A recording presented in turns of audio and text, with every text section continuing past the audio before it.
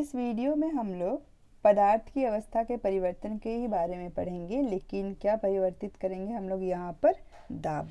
दाब को हम लोग साधारण शब्द में समझे ना तो इसका मतलब है दबाना किसी भी अवस्था को जो पदार्थ की दी हुई है। हम लोग ये जानते हैं कि कोई भी पदार्थ है ना तो उसके जो कण होते हैं ना, इनके कणों के बीच की दूरी उस पदार्थ की अवस्था तय करती है।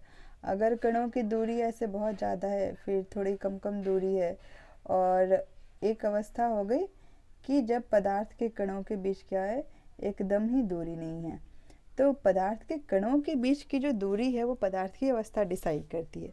जब दूरी बहुत ज़्यादा है तो ये गैस या अवस्था में है।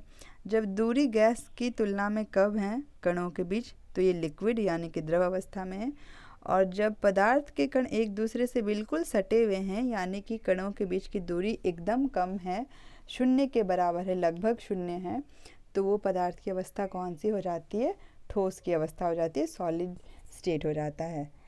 हम लोग यहाँ पे क्या करेंगे? दाब परिवर्तन करेंगे। दाब का अर्थ हुआ दबाना, यानी कि जो पदार्थ के कण हैं ना, जो हैं दूर दूर, इनको हम लोग क्या करेंगे? दबाएंगे। इस तरह से हम लोग दबाएंगे। हम लोग समझते हैं कि कोई सिलेंडर है, एक सिलेंडर है, और इस सिलेंडर में क्या है? गैस भरी हुई है। क्या होगा जब हम लोग इस गैस को दबाते हैं? दबाएंगे मतलब ये जो ढक्कन है ना, उसको यहाँ अंदर करेंगे, थोड़ा और अंदर करेंगे, और अंदर तक ढक्कन को लेते जाएंगे। तब क्या होगा? चित्र की सहायता से हम लोग समझते हैं। ये हो गया सिलेंडर का बाउंड्री, और ये हो गया इसमें पिस्टन। पिस्टन को आगे पीछे कर सकते हैं। और इसमें क्या है? हमारे पास ये गैस के कण हैं। अगर हम द्रव और ठोस को नहीं भरते ना तो किसी भी बर्तन में आसानी से गैस के कण ही भरे हुए रहते हैं, हवा भरी हुई रहती है, पिस्टन है। हम लोग इस पिस्टन को क्या करते हैं? दबाते हैं।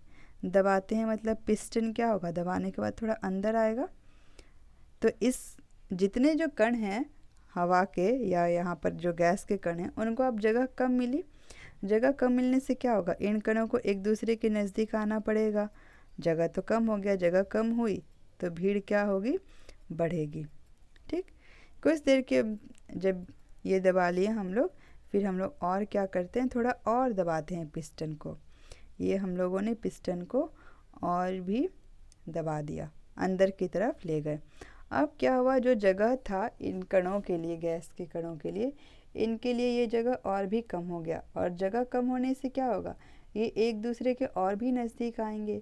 और ऐसे ही अगर हम दबाते रहें और साथ में क्या करें? साथ में हम लोग क्या करें कि जो तापमान है ना, इस तापमान को हम लोग घटाएं। और क्या बढ़ाएं? ये जो दाब है, इस दाब को अगर हम लोग बढ़ाएं, दाब में वृद्धि करें, दबाते जाएं, तो हम लोगों को क्या देखने को मिलेगा कि जब हम लोग दबाते गए हैं ना तो एक अवस्था ऐसी आएगी कि जो शुरू में हम लोगों ने गैस लिया था, वो गैस अब किस अवस्था में बदल गई है? द्रव अवस्था में। तो अगर हम दाब में वृद्धि करें और साथ में तापमान घटाएं तो हम लोग किसी भी गैस को किस में बदल सकते हैं? द्रव में बदल सकते हैं।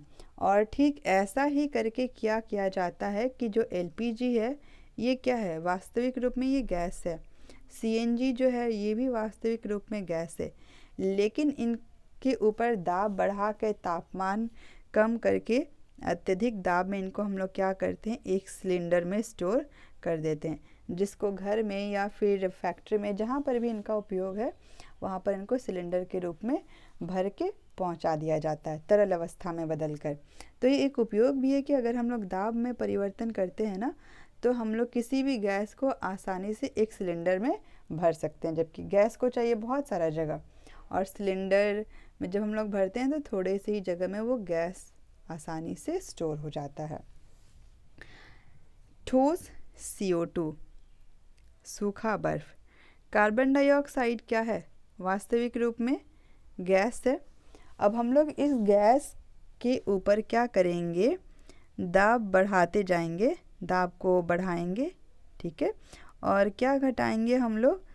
तापमान जो है इसको घटाएंगे। तो ये क्या होगा? ये गैस से किस में बदल जाती है? ठोस अवस्था में।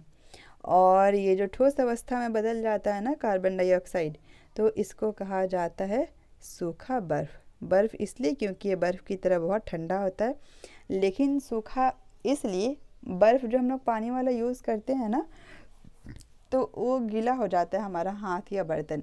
लेकिन अगर हम लोग CO2 से बना हुआ जो बर्फ़ है ना, जो ठंडा करता है, उसका उपयोग करेंगे तो ये गीला नहीं होगा, बर्तन भीगेगा नहीं या कपड़े नहीं भीगेंगे, हमारा हाथ जो है वो सूखा ही रहेगा। तो इसीलिए ठोस कार्बन डाइऑक्साइड को सूखा बर्फ़ कहते हैं।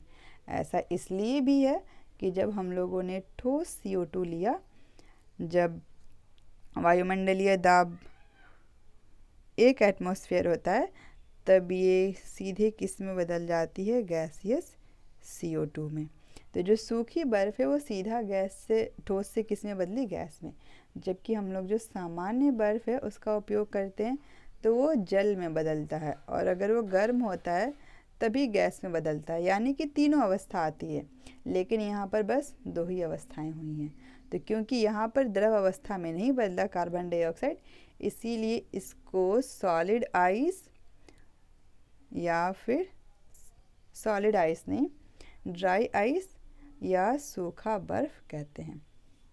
आइस तो सॉलिड ही होता है, ड्राई का इंग्लिश हो गया, सूखा का इंग्लिश हो गया ड्राई, और हो गया बर्फ़ का आइस, तो इसको ड्राई आइस कहते हैं। ठीक है, तो इस तरह से हम कह सकते हैं कि हम क्या क्या बदले, अगर हम तापमान बदले, अगर हम लोग दाब बदलें, तो हम लोग पदार्थ की अवस्थाओं को बदल सकते हैं। यानी कि पदार्थ की अवस्था किससे तय होती है, पदार्थ के तापमान से, पदार्थ पे लग रहे दाब से। क्योंकि अगर हम पदार्थ का तापमान बढ़ाते हैं ना, तो पदार्थ की अवस्था में क्या होता है, परिवर्तन होते जाता है। तो जो तापमान है वो पदार्थ की अवस्था को बनाए रखने के लिए ज़रूरी है। ठीक वैसे ही दाब भी पदार्थ की अवस्था को बनाए रखने के लिए ज़रूरी है।